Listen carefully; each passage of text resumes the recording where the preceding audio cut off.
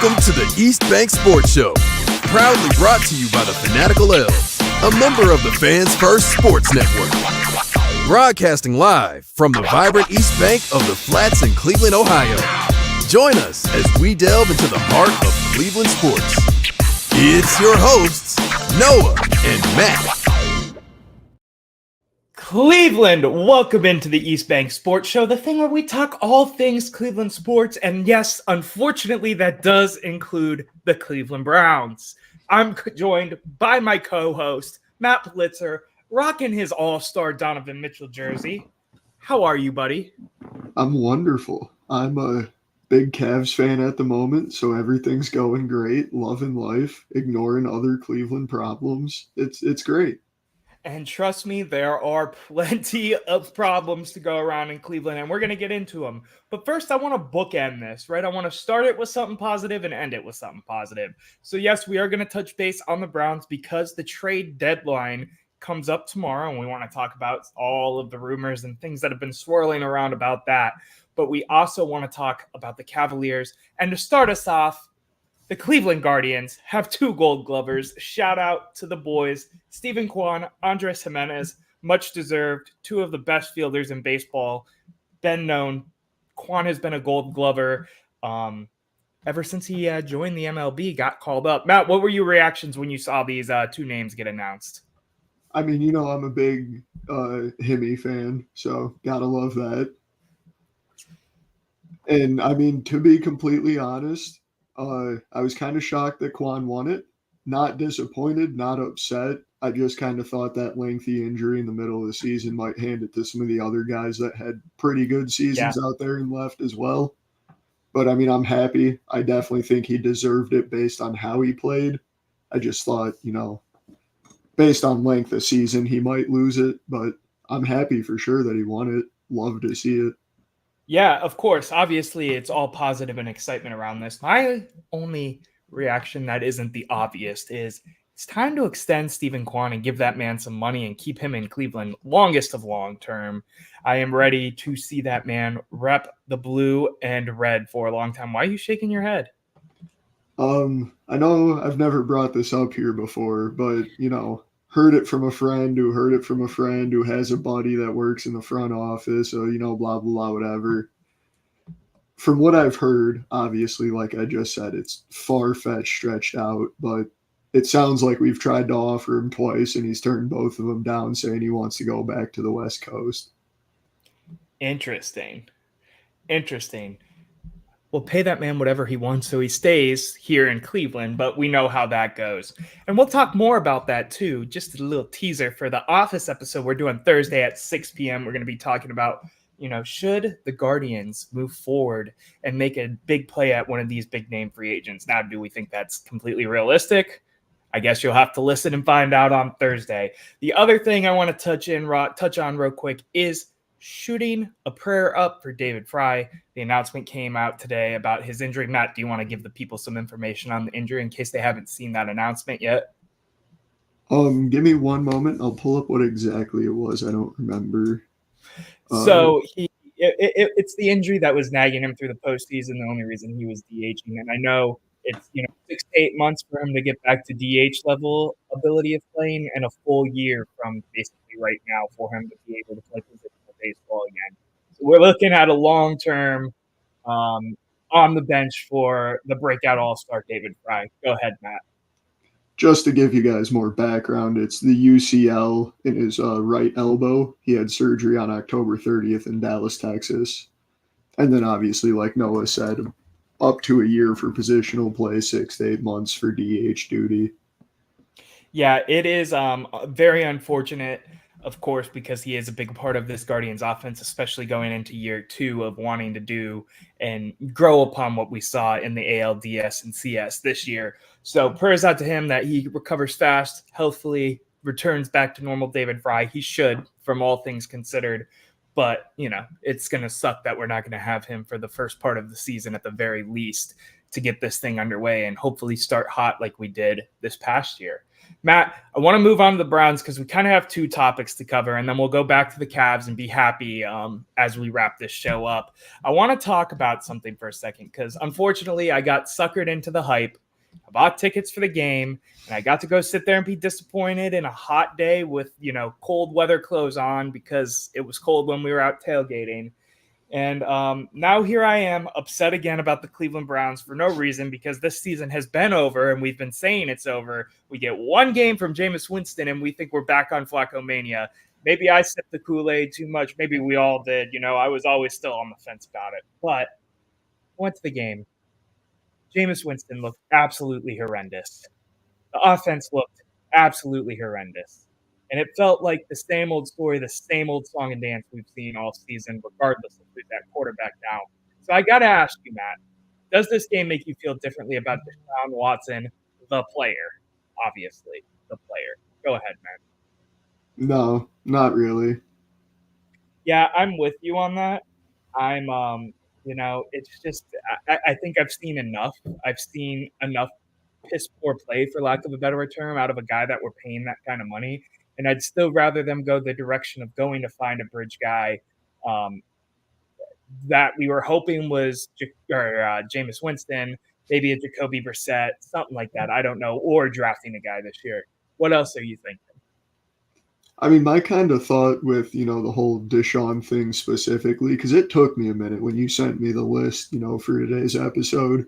And I thought about that topic and I was like, I went back and forth with myself for a good few minutes until I thought about, last year when we went with 5 different starting quarterbacks and did better with each and every one of them than we did with Deshaun. And it just made me realize that, one bad game, it's bound to happen. My mind has already been in the punt the season mode. So I'm honestly, and I know this is a little weird to say and kind of leading us into what I believe is your next topic, but yeah, I'm kind of happy we lost the game when we did, right before the deadline. So it gives us that clear kill the season, punt it, blow it up, take every phone call we get. Yeah, and we'll touch on that in a second. I think I don't know. I think it puts a lot of things back into question. We were talking about people having their jobs saved and that kind of thing. And I feel like the emotion and the tone about everything, for them to go out there and lay another egg with arguably a different offense, an offense that looked like the team we saw last season, regardless of who was at the helm at quarterback, makes this thing so hard to decipher and decide what they want to do. Because part of me is like, you don't want to blow up what has been largely good with an Andrew Berry and Kevin Stefanski mix of what they have going on in terms of the front office and ownership dynamic. But on the other hand, you are like, well, Andrew Berry traded for Deshaun Watson. That's horrible. Kevin Stefanski has been god-awful this year in terms of anything offensively, which is what he's known for, regardless of him being the play caller or not. Like, there is two sides to this argument at this point that are both so valid, and I am not at all jealous that I don't have to make that decision, because that's a tough one, and it's a franchise-altering one that I don't think anybody in their right mind prior to week 1 thought was going to come up. And now we're here. We're at the trade deadline. We're at the bye week. And the season's been over, but the season feels even more over than it already did, because there's not a glimmer of hope. I don't have faith in Bailey Zappi coming off of this damn bench and acting like the next coming of Jesus Christ at quarterback. Like, we are just at a point now where I'm back to where we were 2 weeks ago. Let's play DTR. Cedric Tillman looks great. I'm excited that he's breaking out, but that's like the only bright spot. I got excited at the game because Tillman got a touchdown. At least we have a receiver that we drafted that's worth a damn. Like, oh my God, it's so frustrating. If you had to pick right now, this is off the hip, are you keeping this brain trust together, or are you blowing the whole thing up and starting over? I don't think you blow up anything in terms of like front office, if that's what you're asking. But I think you start to look at some of the pieces of the roster. I mean, obviously at the base level, you sit here and look at pieces of the roster that 100% aren't going to be here within like the next 2 years. Well, of course they're going to sell at the trade deadline. I'm more so talking about the coach and the GM, because that's where the fingers are getting pointed right now more than anything. I don't think I would think it would be a bad decision to fire either of those two people. You want to keep them both? Yes. I think the pointing fingers calling for heads is, and this feels like a weird flip of the script here for a minute, and I'm not saying that I think that. I'm just playing devil's advocate, Matt. I'm curious. Yeah, go ahead. But I think that would be a severe overreaction. I mean, overall in general, we've been happy with their success and the way this team has trended. There's enough, suspicion, rumor, reason, belief that the Deshaun Watson call maybe was a little bit out of their hands. To me, to play devil's advocate, though, I don't know if it was this show. Was it this show that we were talking about that? If it was this show or The Office is what I'm saying. We were talking about that excerpt from 92.3 The Fan, where there were rumors that Barry and Stefanski convinced the Haslams into Watson, and they were happy with Baker Mayfield. Now, we're not going to go down that rabbit hole again, but there's that part of it too. Like, this whole situation is so confusing. I'm sorry to keep cutting you off. Continue with your take. And I'll boil it down to the simple, I think everybody in Cleveland, including, the front office, hopefully agrees that this Deshaun Watson experiment, dumpster fire disaster needs to be over. I hope so. I hope so too. And as long as that's the move we're making, I feel confident with Andrew Berry and Kevin Stefanski to get us right back to where we still have the core roster of an elite football team. We're so close, and we've shown that we can get there. We just need to be there consistently. And I think we can do it with what we have. I am curious because I am back on the fence in terms of all of this right now.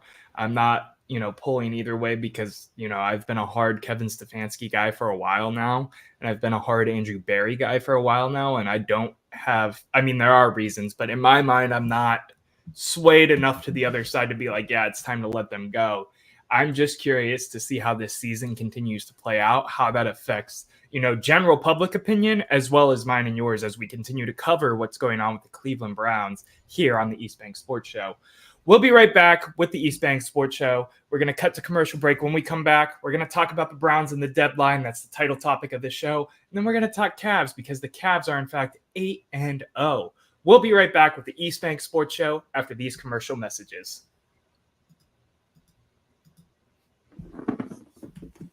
And we are back with the East Bank Sports Show. Just giving you a quick reminder, if you have not hit the subscribe button on our YouTube channel, please give us a follow over there at East Bank Sports Show, as well as on our Instagram and TikTok. We post content there all the time, shorts, that kind of thing. If you don't want to, if you're not breaking down the whole episode and you want to just watch bits and parts, I totally get that. Go check that stuff out over there. Make sure you check everyone else out here on the Fanatical Elves. Our partners at Fan First Sports. They help us do all the things that we do, in fact, do here. Lastly, merch in the bio. You can get our lovely logo on a t-shirt like this one. That is not with our logo, but it looks like this one. It's the same blank. Matt, Browns are obviously sellers at tomorrow's trade deadline. Do you think we see any surprise departures? Give me your thoughts. I don't really know what you consider a surprise departure. I think the most, hot take guy I wouldn't be shocked to see leaving Cleveland tomorrow would be DTR. You're leaning towards DTR, which is funny because my hot take was going to be that they're going to ship out Jameis Winston and roll with DTR the rest of the season. Allow me to change how I phrase that then, right? Okay. I think it is very, very likely that we will send a quarterback out tomorrow. And just in my mind, DTR seems more appealing. I see where Jameis, could go to a win now team that needs a quarterback that is decent or whatever. But I was thinking more so sending him somewhere that needs a backup, maybe Dallas, for example, with Dak getting hurt. That's just me spitballing. That was going to be my hot take out of all the people I think we could see gone tomorrow, but continue. I mean, obviously, it's pretty much going to happen. Zadarius Smith is heading to Detroit. I feel like that's been all over the news since yesterday during the game at this point, right? Yeah, I mean, that's probably going to happen. I wouldn't be shocked. Newsome, hate to say it, hate to see it. Goodbye. So I'm going to give you some pushback on this because I was in the same mindset. And there's a couple players like this that are now getting brought up that I don't think we're going to see move for one sole reason. And that is the term of dead cap. Do you understand how dead cap works? Mm-hmm. So for those who don't, dead cap is basically the money that still gets applied to our salary cap for the year, even if you trade a player because of, the guarantees in a contract or something like that. So basically it's paying for a player on your salary, even if you trade him. So unless someone's knocking at our door with a first or second round pick for Greg Newsome, I think he's staying because his dead cap hit is very high. That's the same thing with a lot of these players like that get mentioned, like Joel Bitonio, Wyatt Teller, even, who signed a contract extension. If someone isn't paying that premium level money, premium level draft picks, players, assets, whatever that is for these guys, I don't think we're going to see them move. Players, however, that I do think make sense. Njoku's another one, even though that kind of got myth busted pretty early this morning. People were talking about it on Twitter, and it came from Berea right away that they're not moving on from David Njoku. There's no reason for them to. They see him being a core leadership part of this. Zadarius Smith is one. I could see Elijah Moore getting shipped off because he's on the expiring year of his deal. Greg Newsome is on my list, and so is Njoku prior to that news coming out. I just don't think you see as many of these big moves that we're talking about. I think you start seeing some of the interior D-line go. A lot of these older guys on expiring deals as opposed to some of our younger assets just because of that dead cap aspect. Who else are you thinking, Matt? I mean, really, that was all I had in mind.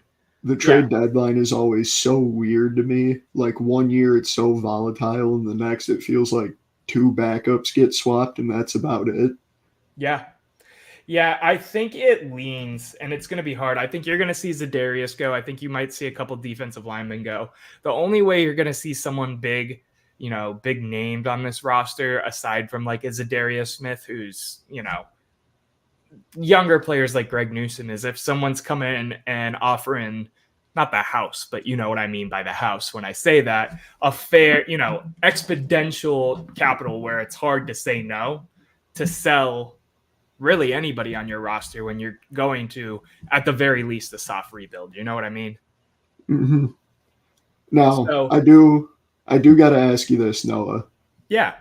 I'm sure you've seen it. I'm sure we feel the same about it, but I got to ask. Detroit calls Cleveland up and goes, hey, give us Myles Garrett. You get the second rounder. You get the 3 first rounders. You get Jahmyr Gibbs.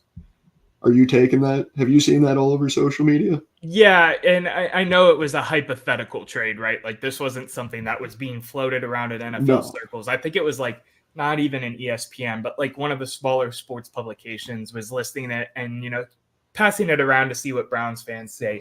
It's 100% hard to want to turn down something like that because that's giving a lot. But I've said this on The Office because Eric, who does The Office show with me over there, is a big proponent of, well, if someone's calling with 3 first rounders and for Myles Garrett, you have to take it. To me, Myles Garrett's at the level of generational player that you don't get no matter how many draft picks you get back, especially with his connection with the city now. I mean, I was just working the Cavs game. He was sitting courtside because he's a part owner of the Cavs. I just don't think you'll ever see that. I don't think Myles is even remotely worried about that. He's signaled that in some of his interviews with all the, hoopla and everything going around with how bad this team is this year. I just don't think you do it still at the end of the day, as tempting as it is. And if I'm Andrew Berry, I'm sitting there thinking about it and probably losing a little bit of sleep because it's like, damned if you do, damned if you don't.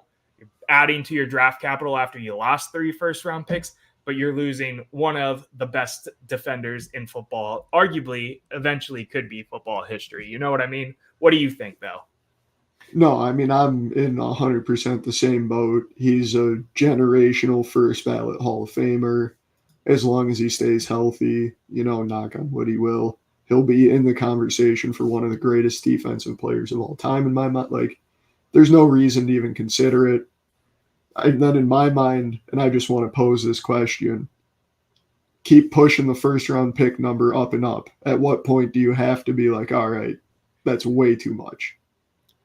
I mean, you could probably even just go to 4 at that point, and I think you have to bite, because 4 first rounders for anybody is, outrageously, just not ever going to happen in the NFL. We've seen 3 first round picks for potential all-star players. Shout out the Deshaun Watson trade. Unfortunately, you've seen that kind of trade happen before in the NFL. You're talking 4, 5, 6 first rounders for a guy. I mean, if you're getting that many picks at that point, it's the value proposition there is still, I mean, you're liable to hit on 2 of those first rounders or 2 of the picks you get. I think after you hit 4, you probably would be stupid not to, but I don't think that happens either way, regardless. Yeah. Matt, you got anything else you want to talk Browns before? Any more questions? This is fun. I like you put me on the spot sometimes, man. I figured I'd flip it. No, please do. Bring more of that energy. I appreciate it. I'm here for it. Cavs are now 7-0. Actually, let me edit that because I worked a game today where they, in fact, went 8-0. Cavs are now 8-0. Are they the team to beat in the East? Matt, I know you didn't get to watch the game because you did not have access to it today, but what do you think? The Bucks did almost beat us today without Giannis, and they almost beat us at home, and I believe Giannis did play that game. What are your thoughts? Are the Cavs the team to beat in the East right now? 8-0, best record in the NBA. I think it's too early to, confirm that 100% in the season. But if they keep up this pace, they're going undefeated. So obviously, yeah. I mean, so obviously they're not going to keep up this pace. But I think they're very much becoming the team to beat early on. You could say Boston just because they're the defending champions, but this is what this Cavs team, in my mind, always could have been. And we have, Coach Kenny Atkinson to thank for that. I wanted to pull up some more stats just to talk about this for a second, about how much better they are offensively. Obviously, it's an 8-game sample size comparing it to last year's full 82 games with injuries and all of that. But I do want to still point out the jump that this team is seeming to make right now offensively. We're 112. Last season, they were 112.6 points per game. This season, they're averaging 123.1. This is before tonight's win. I pulled these stats just so you know. So 7 games into the season. 40% from 3 right now versus 36% as a team last year. Offensive rating is 122.4. Last season's was 115.2. This game is all about pace. Everything that this team is doing in terms of pushing the ball, moving better at pace, pacing, going faster, that kind of thing. The Cavs were ranked 22nd in pace last year. They're not elite still. They're 11th, but an 11 rank jump thus far.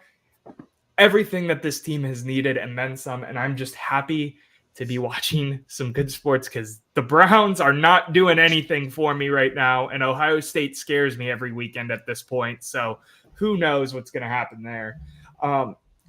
But you're at the point where you think it's too early to tell, right? Yeah, I mean, I think like what you were just saying, we're 8 games in. But I think the other thing, which I don't want to bring this up because I think about last Cavs season, and this is kind of all me and you talked about. But we're 8 games in with a brand new head coach. And it already feels like this roster has gelled significantly better over the offseason and in through these first 7 or 8 games. Yeah. That it's only going to get better with a new head coach as they get more comfortable around each other, blah, blah, blah, all of that fun stuff that everybody says in this situation. I mean, I could see this team getting even better, which is kind of scary. Yeah, I mean, we're still talking. This team is missing their starting small forward right now. Max Strus is still out.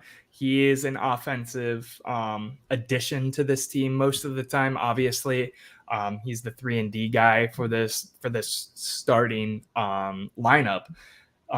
I just got one last thing to say before we go to final thoughts and takes, and I want everybody to apologize to Darius Garland for any foul things you said on my boy's name last year, because he is on his way to his second NBA All-Star season at the very least. Dropped 39 and 8 tonight on the Bucks. Was a big part of why they, got back into the game and then ended up winning the game. They were up 20 at one point and then ended up being down 8 at one point. Came back, won the game.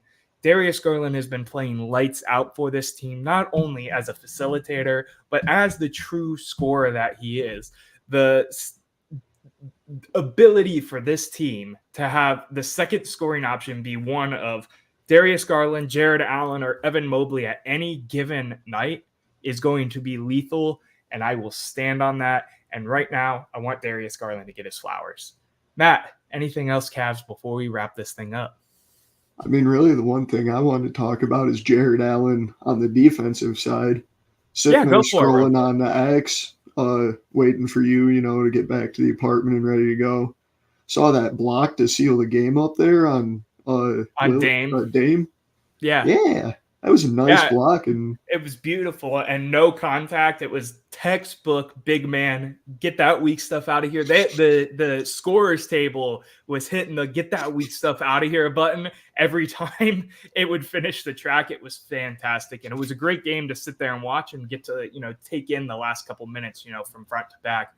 I don't always get to watch every single minute when I'm working those shifts, but when you get the chance to sit down and watch the last 6 minutes or 7 minutes of a good basketball game tightly after you've been working it, nothing like that. Matt, let's go final thoughts and takes. What are your final thoughts and takes for this episode? Obviously, super bummed about a David Fry injury. Really sucks. Love the dude, love the player. But I can't wait to order the Kyle Manzardo All-Star jersey for the way he steps up for the first half or more of this season in his absence. Yeah, I'm very excited to see Manzardo in full form, because obviously he's going to play a lot more baseball in the majors this year. Hopefully he doesn't play in the minors. And I'm with you on that. Hopefully he continues to grow into the prospect that, we received when we traded for him 2 seasons ago. My final thought and take is, Matt, this revolves around you. I still have tickets for one more game this Cleveland Browns season, and I want to sell them. Are you okay with that, Matt? Me and Matt have tickets to go to Browns Steelers together, and my hot take that isn't really a hot take is I don't want to go to Cleveland Browns Stadium anymore because it sucks to be there. It is the Factory of Sadness 2.0. And I am sick of sitting there and wasting my money and being too hot, too cold, too in between. I don't even get a dome yet to watch piss poor, horrible football. Shout out to Juan Jones, though. He had a pretty good game at left tackle from everything I saw inside the stadium. Haven't got to break down that film yet. So I again, take the ability to withdraw that take before, the next episode. Matt, anything else you want to say to the people, man? I think the worst part about admitting I'm not really excited for that game anymore is how excited we were when we bought those tickets, talking about a Thursday night game, division rival. Yeah. It sucks. It's absolutely horrible. And I hope we can move into a better position, next season, because this season's obviously over with. I just hope that we can get back to watching fun football, because I miss that dearly. And I've put enough effort and energy into this team for one season already at this point. Matt, it's been a pleasure to talk sports with you on Mondays. As always, I appreciate you, let me push the timeline back a little bit with working, my Cavs job too, on top of my 9 to 5. So I appreciate having you here. I appreciate doing the show as we always do on Mondays. Cleveland, it's been a fantastic time talking to you. Make sure you check out Thursday's episode of At the Office, where me, John, and Eric will be talking about Kevin Stefanski being on the hot seat, the Cleveland Guardians going after bigger names and if they should do that, as well as some other Cavs stuff and everything else sprinkled in between. You know how those shows go if you watch The Office as they're on. It's been real. It's been a good time. Everybody stay safe. Have a great rest of your week. And until next time, thank you for tuning in to the East Bank Sports Show.